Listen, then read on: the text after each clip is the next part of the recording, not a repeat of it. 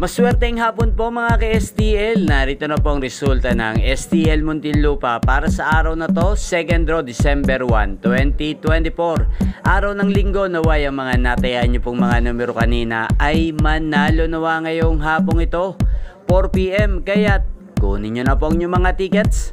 Narito na po ang resulta.